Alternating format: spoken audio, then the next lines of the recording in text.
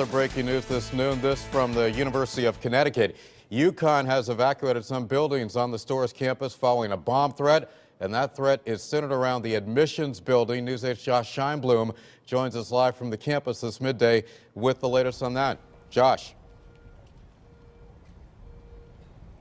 That's right, Keith. We're here live right now at the campus of the University of Connecticut to give you an idea of where we are. We're here right outside of the science complex. You can see pretty much what's been the case that students here at the University of Connecticut have had to deal with for the greater part of the morning. There are state police officials here.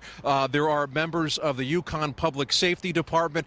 They also have much of the area still roped off all across the area, and for very good reason. It's been a day of a certain disruption. As we understand, at some point this morning, somebody called a bomb threat into the school over at the Tasker building. At that point, the campus was essentially put in lockdown. A message went out from UConn Alert telling students to shelter in place. It just so happens that we have a UConn student with us here right now, Damon Rummel. He's a junior here at the University of Connecticut. Damon, what can you tell us about your experience? We got an email probably 9:30 saying there was a bomb threat, and we weren't sure what to do, so we were looking outside, saw people evacuating, and a lady came around, told us to stay in place. We could move around the building, but we were to stay in the building and not go outside. And from there, we got another email at 11:30 saying classes resumed at 12:30, and now we're on our way to class. I have to imagine there was a degree of anxiety as everybody had to stay inside of that science building. What can you tell us about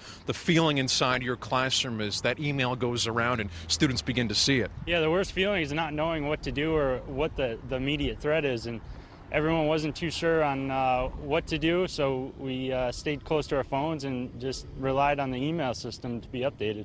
Well, Damon, thank you very much for joining us. And I don't know if you guys caught that, but if there is any good news from this, it appears that those shelter-in-place messages have been lifted right now. Students are able, as you can see, to move about the campus freely for the most part. However, spokespeople with the university tell us that the investigation still continues into what exactly happened with that bomb threat. They also tell us that the chief of police here for the UConn Public Safety Department will be holding a press conference at 12:30 to brief members of the local media on what exactly happened here, and we'll be sure to keep you updated throughout the rest of the day.